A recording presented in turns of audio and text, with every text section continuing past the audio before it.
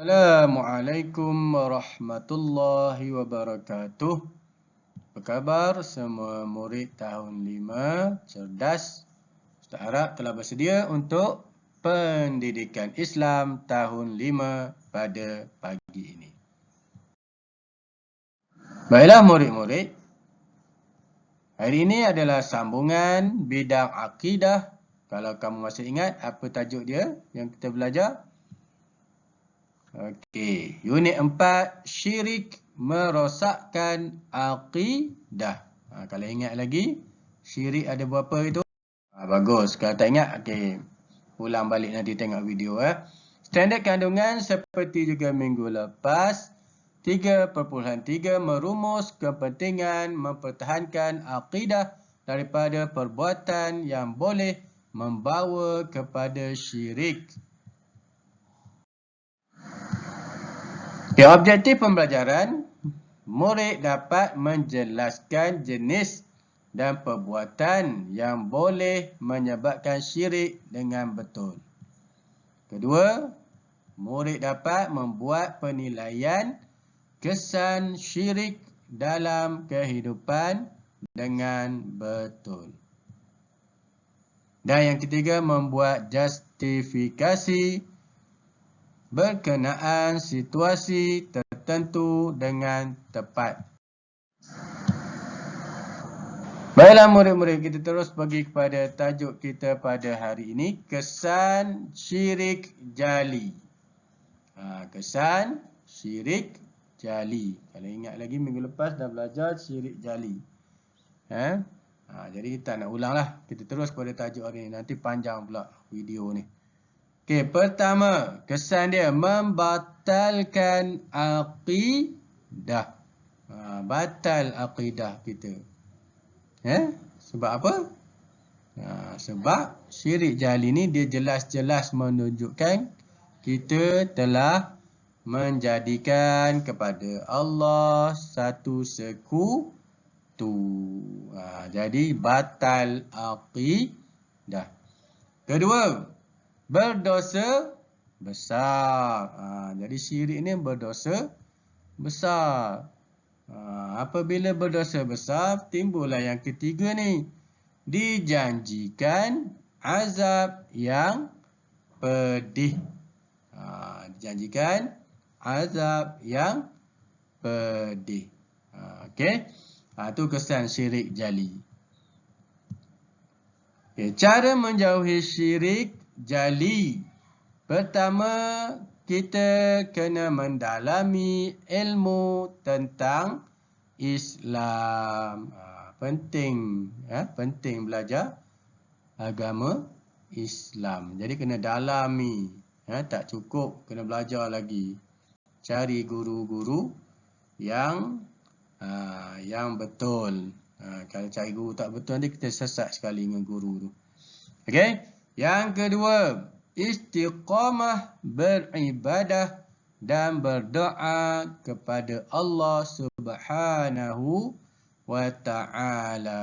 Apa makna istiqamah? Berterusan. Buat amal ibadah tu, berdoa tu secara berterusan. Bukan ada masa. Ada masa senang buat, ada masa sibuk kita tak buat. Tak boleh. Kita kena istiqamah. Okey, yang ketiga. Macam mana cara nak jauh syirik jali? Mentaati perintah Allah dan Rasulullah. Jadi Allah Ta'ala dah perintahkan supaya menyembah Dia sahaja. Dalam surah Ikhlas kan kita dah baca. Hanya kepadamu tempat kami meminta pertolongan. Jadi tak perlulah nak jadikan bagi Allah itu sekutu yang lain. Boleh? Okey, Ustaz harap boleh. Okey, seterusnya kita tengok kesan syirik khafi. Syirik khafi ni, apa kesan dia? Kalau ingat lagi, kalau tak ingat, tengok video sebelum ni. Okey. Pertama, kesan dia. menghapuskan pahala amalan. Kita buat amalan baik. Orang tengok baik. Tapi disebabkan ada kepentingan lain, maka Allah akan hapuskan pahala amalan yang kita buat. Kedua, mendapat dosa dan kemurkaan Allah Subhanahu wa ta'ala. Dapat dosa. Dapat dosa. Tak dapat pahala ya.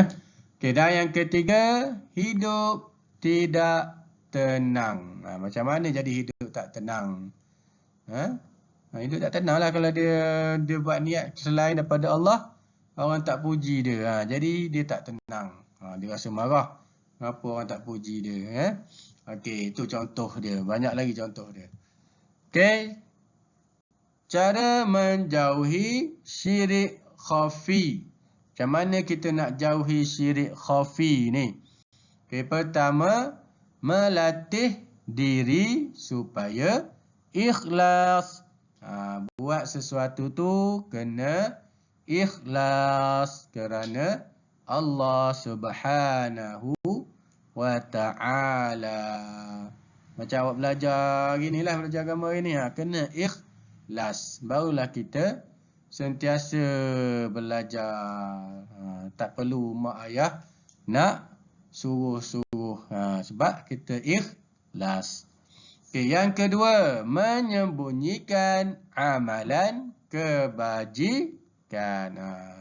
Tak boleh sembunyikan amalan yang kita buat. Jangan ditunjuk-tunjukkan kepada orang lain. Jangan orang lain tak nampak, kita cerita pula kepada orang lain. Okey. Yang ketiga, menghindari perasaan hebat dengan amalan yang dilakukan. Hindari perasaan hebat ni. Rasa hebat dengan apa yang kita buat. Jadi inilah bahaya perasaan hebat ni. Dia akan menyebabkan kita menjadi seorang yang riak. Kata kita rasa hebat, orang lain tak hebat. Jadi itulah cara kita menjauhi syirik khafi. Okey, baiklah murid-murid. Okey, ini adalah untuk sama-sama kita renungi. Okey. Kita fikir, ustaz nak kamu fikir apa yang awak kena buat sekiranya ini terjadi pada kehidupan kita nanti. Nanti awak dah besar. Rakan kamu yang bukan beragama Islam mengajak kamu ke rumah ibadah mereka.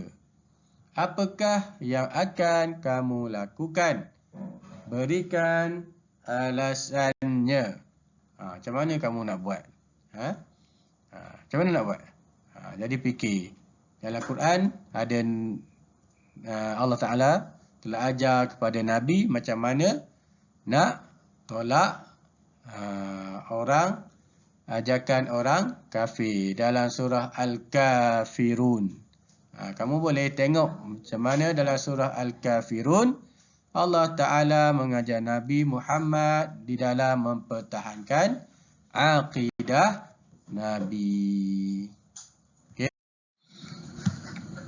Okey, sekian saja untuk hari ini. Ustaz harap apa yang disampaikan pada pagi ini mendapat manfaat yang besar kepada kita semua di dalam kita menjaga akidah kita.